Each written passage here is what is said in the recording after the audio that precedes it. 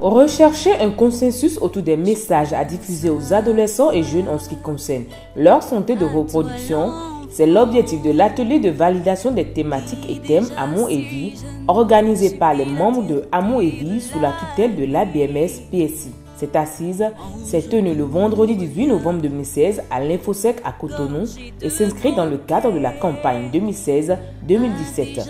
Tout ce que l'ABMS-PSI fait, c'est pour nous les parents. C'est nous qui envoyons nos enfants à l'école et notre souci, notre fierté, c'est qu'ils se portent bien. Ce que j'ai observé ce matin, ça me réjouit à plus d'un titre. De mémoire d'homme, on se retrouvait entre nous, on parlait au nom de vous. Mais aujourd'hui, c'est vous qui allez parler au nom de vous. C'est au directeur exécutif de l'ABMS-PSI, Octave Mompala, qui a revenu le privilège de lancer officiellement les travaux du dit atelier. Amour et Vie, c'est d'abord le programme des jeunes, par les jeunes et pour les jeunes. Ça, c'est très, très, très important.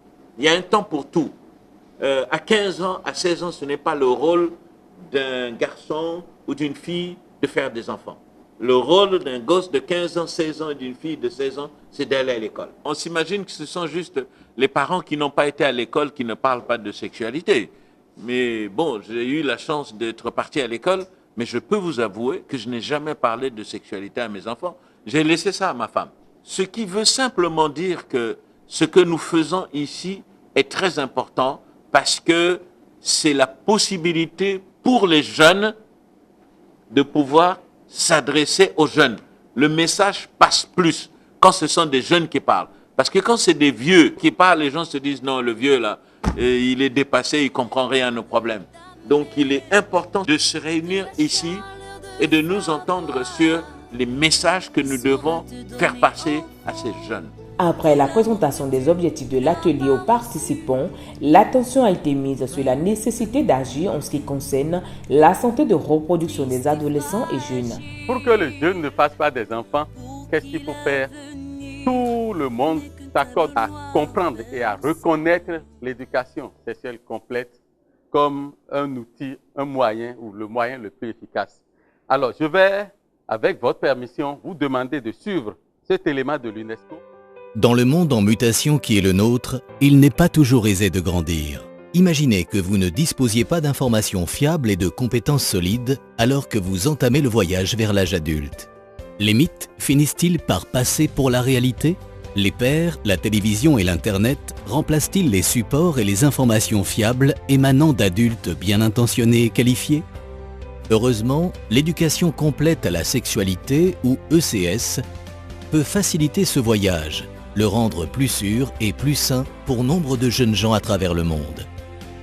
Peut-être connaissez-vous l'ECS sous le nom d'éducation aux compétences de vie courante, d'éducation à la vie familiale ou d'éducation préventive au VIH. Quelque noms qu'elle prenne, l'éducation complète à la sexualité a pour but de s'assurer que chaque jeune acquiert les connaissances et développe les compétences nécessaires pour faire des choix conscients, sains et responsables dans ses relations et sa sexualité. L'ECS a toujours fait partie de nombreuses cultures. Souvent, les membres de la famille enseignaient aux jeunes ce qu'ils devaient savoir au sujet de la puberté, la sexualité, les relations. Aujourd'hui, alors que les sociétés évoluent, cette responsabilité est de plus en plus partagée avec les professionnels de santé, les enseignants et l'école. En tant que dirigeants, enseignants et parents, nous avons la responsabilité d'agir maintenant pour que l'éducation complète à la sexualité fasse partie du voyage de chaque jeune vers l'âge adulte, quel que soit l'endroit où il vit sur la planète. A suivi une brève présentation du programme Amour et Vie avec un accent particulier sur les différents canaux du programme, à savoir les magazines, les émissions radio-télévisées, les activités communautaires et les clubs scolaires. Des débats en plénière ont suivi avec à la fin la validation des thématiques et thèmes de la campagne 2016-2017, à savoir attitude aventureuse, jeunesse connectée, le défi de la réussite, contraception et contre-vérité, ODD et jeunesse, relations amoureuses saines, sexualité sans tabou, entrepreneuriat et leadership en milieu jeune. Au cours des échanges, un accent particulier a été mis sur l'éducation complète à la sexualité et surtout la nécessité de diffuser des informations sur la santé de reproduction en langue nationale en vue de toucher une cible plus large.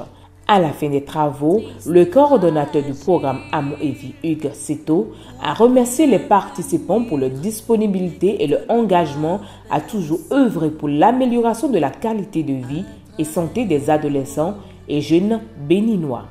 Toujours l'espoir, car tu restes enfant, l'unique avenir.